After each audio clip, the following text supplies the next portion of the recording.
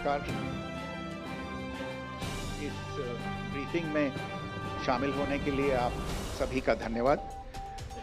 जैसा कि आप सभी जानते हैं, 22 अप्रैल 2025 को लश्कर तैयबा से संबंधित पाकिस्तानी और पाकिस्तान प्रशिक्षित आतंकवादियों ने भारत में जम्मू और कश्मीर के पहलगाम में भारतीय पर्यटकों पर बर्बरतापूर्ण हमला किया। 25 भारतीयों और एक नेपाली नागरिक को कायरतापूर्ण मौत के घाट उतार दिया गया। मुंबई के 26 नवंबर 2008 के हमलों के बाद ये भारत में हुई किसी आतंकवादी हमले में मारे गए आम नागरिकों की संख्या की दृष्टि से सबसे गंभीर घटना है। पहलगाम का हमला अत्यधिक बर्बरतापूर्ण था, जिसमें वहां मौजूद लोगों को करीब से और उनके परिवारों के सामने सिर पर गोली मारी गई।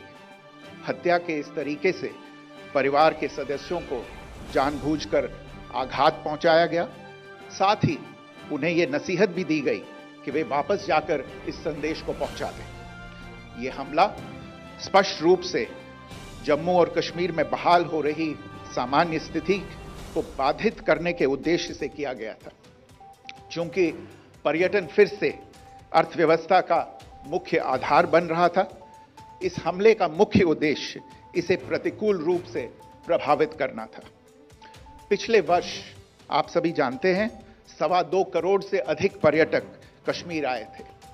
इस हमले का मुख्य उद्देश्य इसलिए संभवतः यह था कि इस संघ राज्य क्षेत्र में विकास और प्रगति को नुकसान पहुंचाकर इसे पिछड़ा बनाए रखा जाए और पाकिस्तान से लगातार होने वाले सीमा पार आतंकवाद के लिए उपजाऊ जमीन बनाने में सहायता की जाए। हमले का यह तरीका जम्मू और कश्मीर और शेष राष्ट्र दोनों में सांप्रदायिक दंगे भड़काने के उद्देश्य से भी प्रेरित था। इसका श्रेय सरकार और भारत के सभी नागरिकों को दिया जाना चाहिए कि इन प्रयासों को विफल कर दिया गया। एक समूह ने खुद को रेजिस्टेंस फ्रंट TRF कहते हुए इस हमले की जिम्मेदारी ली है। यह समूह संयुक्त राष्ट्र द्वारा प्रतिबंधित पाकिस्तानी आतंकवादी समूह लश्कर तैयबा से जुड़ा हुआ है। यह उल्लेखनीय है कि भारत ने मई और नवंबर 2024 में संयुक्त राष्ट्र की 1267 कमेटी की सैंक्शंस मॉनिटरिंग टीम को अर्धवार्षिक रिपोर्ट प्रस्तुत की थी, जिसमें TRF के बारे में साफ इनपुट दिए गए थे। इससे पाकिस्तान स्थित आतंकवादी समूहों के लिए कवर के रूप में TRF की भूमिका सामने आई थी। इससे पहले भी दिसंबर 2023 में भारत ने इस टीम को लश्कर तैयबा और जैश ए मोहम्मद के बारे में सूचित किया था, जो TRF जैसे छोटे आतंकवादी समूहों के माध्यम से अपनी गतिविधियों को संचालित कर रहे हैं। इस संबंध में 25 अप्रैल को UN सिक्योरिटी काउंसिल प्रेस वक्तव्य में TRF के संदर्भ को हटाने के लिए पाकिस्तान के दबाव पर भी ध्यान दिया जाना चाहिए। पहलगाम आतंकवादी हमले की जांच से पाकिस्तान के साथ आतंकवादियों के संपर्क उजागर हुए हैं। रेजिस्टेंस फ्रंट द्वारा किए गए दावे और लश्कर तैयबा से ज्ञात सोशल मीडिया हैंडल द्वारा इसको रीपोस्ट किया जाना इसकी पुष्टि करता है। चश्मदीद गवाहों और विभिन्न जांच एजेंसियों को उपलब्ध अन्य सूचनाओं के आधार पर हमलावरों की पहचान भी हुई है। हमारी इंटेलिजेंस ने इस टीम के योजनाकारों और उनके समर्थकों की जानकारी जुटाई है। इस हमले की रूपरेखा भारत में सीमा पार आतंकवाद को अंजाम देने के पाकिस्तान के लंबे ट्रैक रिकॉर्ड से भी जुड़ी हुई है, जिसके लिखित और स्पष्ट दस्तावेज उपलब्ध हैं। पाकिस्तान दुनिया भर में आतंकवादियों के लिए एक शरण स्थल के रूप में पहचान बना चुका है। यहां अंतर्राष्ट्रीय स्तर पर प्रतिबंधित आतंकवादी सजा पाने से बचे रहते हैं। इसके अलावा पाकिस्तान ने इस मुद्दे पर विश्व और फाइनेंशियल एक्शन टास्क फोर्स जैसे अंतर्राष्ट्रीय मंचों को जानबूझकर गुमराह करने के लिए भी जाना जाता है। साजिद मीर का मामला, जिसमें इस आतंकवादी को पाकिस्तान ने मृत घोषित कर दिया था और फिर अंतर्राष्ट्रीय दबाव के परिणाम स्वरूप वो जीवित पाया गया, इसका सबसे स्पष्ट उदाहरण है। यह स्वाभाविक है कि पहलगाम में हुए इस हमले से जम्मू और कश्मीर के साथ साथ भारत के अन्य भागों में भी आक्रोश देखा गया। हमलों के बाद भारत सरकार ने स्वाभाविक रूप से पाकिस्तान के साथ संबंधों को लेकर कुछ कदम उठाए। आप सभी उन निर्णयों से अवगत हैं जिसकी घोषणा 23 अप्रैल को की गई थी। तथापि यह आवश्यक समझा गया कि 22 अप्रैल के हमले के अपराधियों और उनके योजनाकारों को न्याय के कटघरे में लाया जाए। हमलों के एक पखवाड़े के बाद भी पाकिस्तान द्वारा अपने क्षेत्र या अपने नियंत्रण वाले क्षेत्रों में आतंकवादियों की इंफ्रास्ट्रक्चर के विरुद्ध कार्रवाई करने के लिए कोई स्पष्ट कदम नहीं उठाया गया है। उल्टे वो इनकार करने और आरोप लगाने में ही लिप्त रहा है। पाकिस्तान आधारित आतंकवादी मॉड्यूल्स पर हमारी खुफिया निगरानी ने संकेत दिया है कि भारत के विरुद्ध आगे भी हमले हो सकते हैं। अतः इनको रोकना और इनसे निपटना दोनों को बेहद आवश्यक समझा गया। आज सुबह, जैसा कि आपको ज्ञात होगा, भारत ने इस तरह के सीमा पार हमलों का जवाब देने और उन्हें रोकने तथा उनका प्रतिरोध करने के अपने अधिकार का प्रयोग किया है। यह कार्यवाही नपीतुली, नॉन एस्केलेटरी, आनुपातिक और जिम्मेदारीपूर्ण है। यह आतंकवाद की इंफ्रास्ट्रक्चर को समाप्त करने और भारत में भेजे जाने वाले संभावित आतंकवादियों को अक्षम बनाने पर केंद्रित है। आपको यह भी स्मरण होगा कि 25 अप्रैल 2025 को संयुक्त राष्ट्र सुरक्षा परिषद ने पहलगाम आतंकवादी हमले पर एक प्रेस वक्तव्य जारी किया था, जिसमें आतंकवाद के इस निंदनीय कार्य के अपराधियों, आयोजकों, फाइनेंसरों और प्रायोजकों को जवाबदेह ठहराने और उन्हें न्याय के दायरे में लाने की आवश्यकता पर जोर दिया गया था। भारत की आज की इस कार्रवाई को इसी संदर्भ में देखा जाना चाहिए। Good morning. Thank you all for joining this briefing. As you are all aware, on April 22, 2025, Pakistani and Pakistan-trained terrorists belonging to the Lashkar-e-Taiba carried out a savage attack on Indian tourists at Pahalgam in Jammu and Kashmir in India.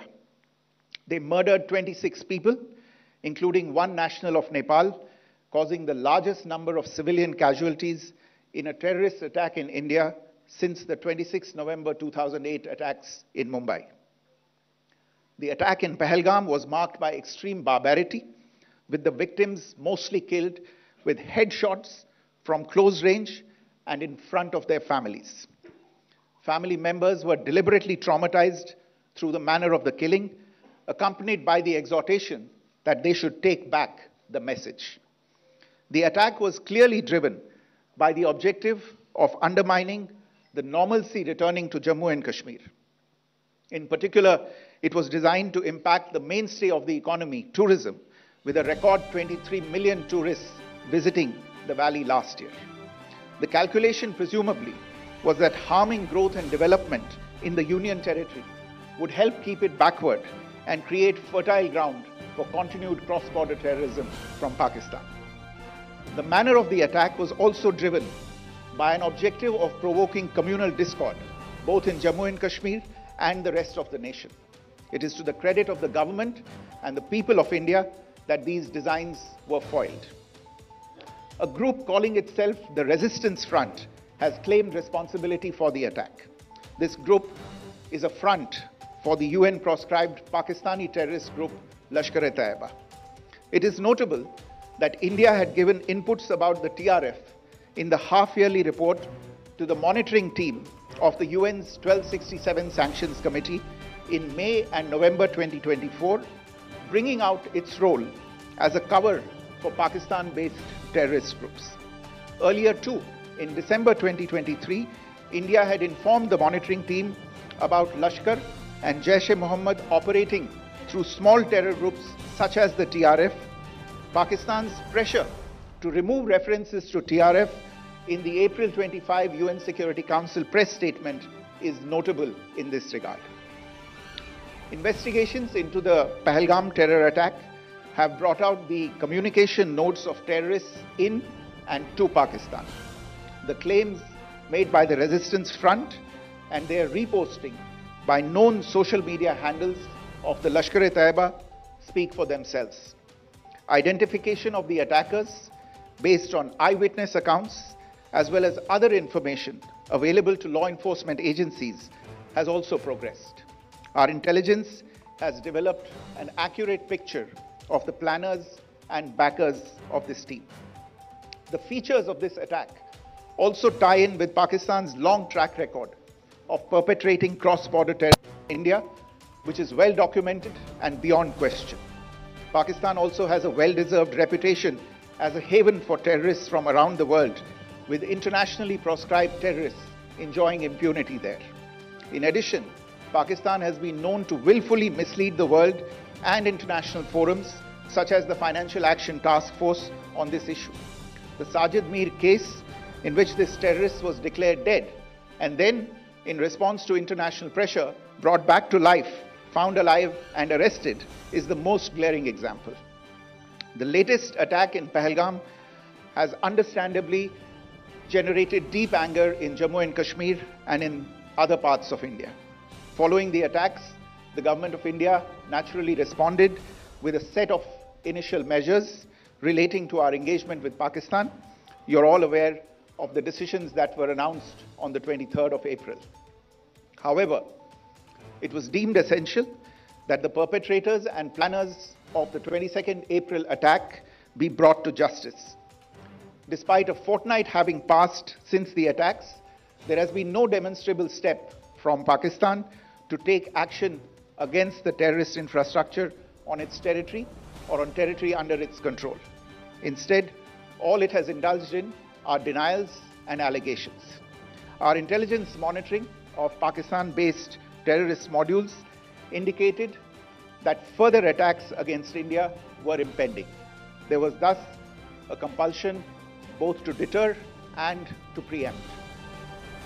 Earlier this morning, as you would be aware, India exercised its right to respond and preempt as well as deter more such cross-border attacks.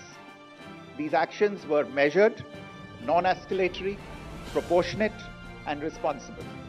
They focused on dismantling the terrorist infrastructure and disabling terrorists likely to be sent across to India.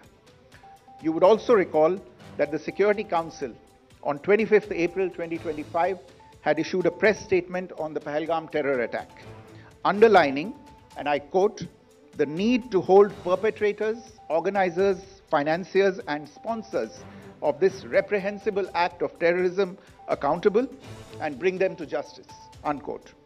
India's latest actions should be seen in this context. Joining me for this briefing on our actions earlier this morning are Colonel Sophia Qureshi and Wing Commander Vyomika Singh. I will request them to share some details regarding Operation Sindoor with all of you.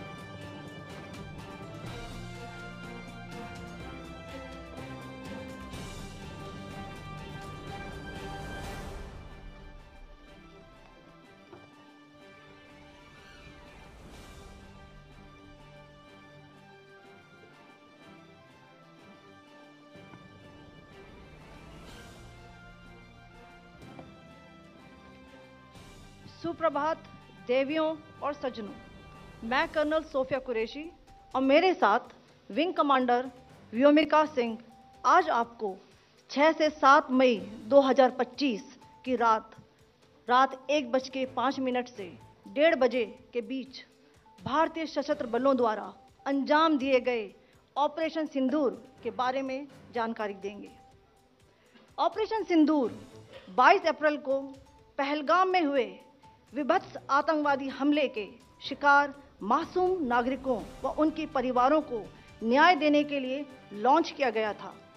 इस कार्रवाई में 9 terrorist camps को target किया गया और पूरी तरह से इसे बर्बाद किया गया। पाकिस्तान में पिछले 3 दशकों से टेरर इंफ्रास्ट्रक्चर का निर्माण हो रहा है। इसमें recruitment, indoctrination centres, training areas व लॉन्च पैड शामिल थे, जो पाकिस्तान और पाक अधिकृत जम्मू कश्मीर POJK दोनों में फैले हैं। Operation Sindoor was launched by Indian Armed Forces to deliver justice to the victims of Pahalgam terror attack and their families. 9 terrorist camps were targeted and successfully destroyed. Over the last 3 decades, Pakistan has systematically built terror infrastructure. It is a complex web of recruitment and indoctrination centers, training areas for initial and refresher courses, and launch pads for handlers. These camps are located both in Pakistan as well as Pakistan-occupied Jammu and Kashmir areas. Some of the well-known training camps are located, as you can see on the screen. They are distributed from Savai Nala in the north, counting to approximately 21, ending at Bhagalpur to the south. इन लक्ष्यों का चयन विश्वसनीय intelligence सूचनाओं के आधार पर हुआ, ताकि आतंक गतिविधियों की रीढ़ तोड़ी जा सके, और यह खास ध्यान दिया गया कि निर्दोष नागरिकों और सिविलियन इंस्टॉलेशन को नुकसान न पहुंचे। The selection of these targets for Operation Sindoor was based on credible intelligence inputs and role of these facilities in perpetrating the terror activities. The locations were so selected to avoid damage to civilian infrastructures and loss of any civilian lives. This was done with due diligence, and the camps selected for targeting and their engagement will now be shown to you one by one. POJK के target मैं आपको बताना चाहूंगी। सबसे पहले सवाई नाला camp Muzaffarabad, जो कि POJK के लाइन ऑफ कंट्रोल से 30 किलोमीटर दूर है। यह एक लश्कर-ए-तौयबा का ट्रेनिंग सेंटर था। 20 अक्टूबर 2024 सोनमर्ग, 24 अक्टूबर 24 गुलमर्ग, 22 अप्रैल 2025 पहलगाम, इन हमलों के आतंकियों ने यहीं से प्रशिक्षण लिया था। सैयदना बिलाल कैंप मुजफ्फराबाद, यह एक जैश-ए-मोहम्मद का स्टेजिंग एरिया है। यह हथियार, विस्फोटक और जंगल सर्वाइवल ट्रेनिंग का केंद्र भी था। गुलपुर कैंप कोटली, यह LOC से 30 किलोमीटर दूर था। लश्कर-ए-तौयबा का बेस था, जो रजौरी, पुंछ में सक्रिय था। 20 अप्रैल 2023 को पुंछ में और 9 जून 2024 को तीर्थ यात्रियों के बस हमले में यहीं से आतंकी को ट्रेन किया गया था।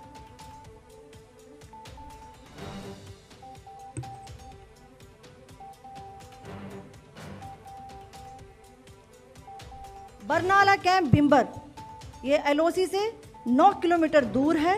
यहाँ पर हथियार, हैंडलिंग, IED व जंगल सर्वाइवल का प्रशिक्षण केंद्र था। अब्बास कैंप कोटली,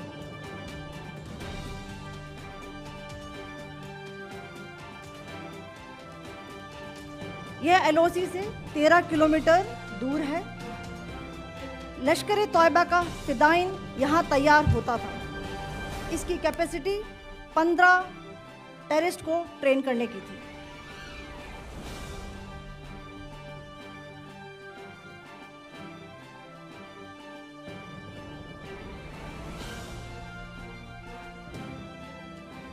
अब मैं पाकिस्तान के अंदर के टारगेट से अवगत कराना चाहूंगी। पहला, सर्जल कैंप सियालकोट, यह अंतर्राष्ट्रीय सीमा से 6 किलोमीटर की दूरी पर है, सांबा कठुआ के सामने।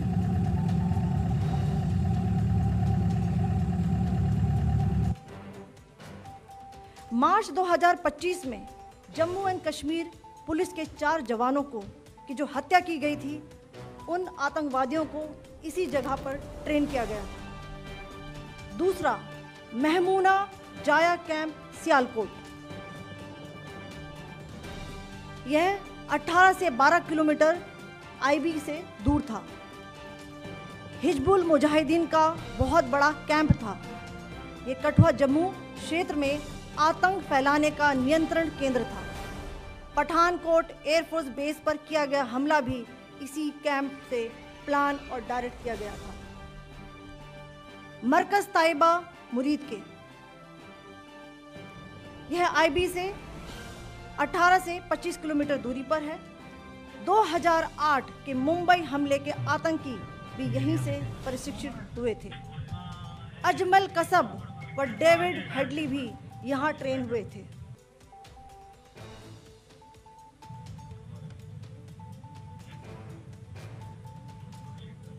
आगे दूसरा आया।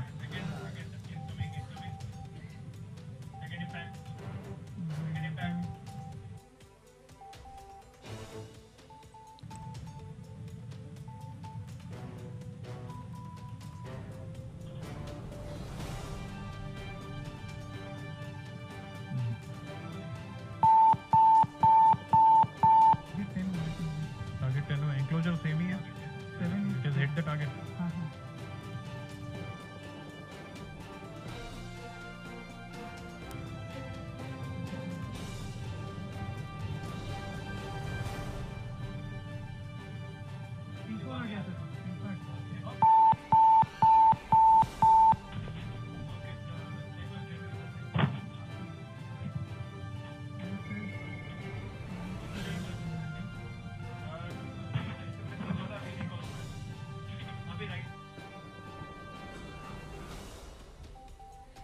मरकज सुभान अल्लाह भावलपुर, ये इंटरनेशनल बाउंड्री से 100 किलोमीटर दूर है।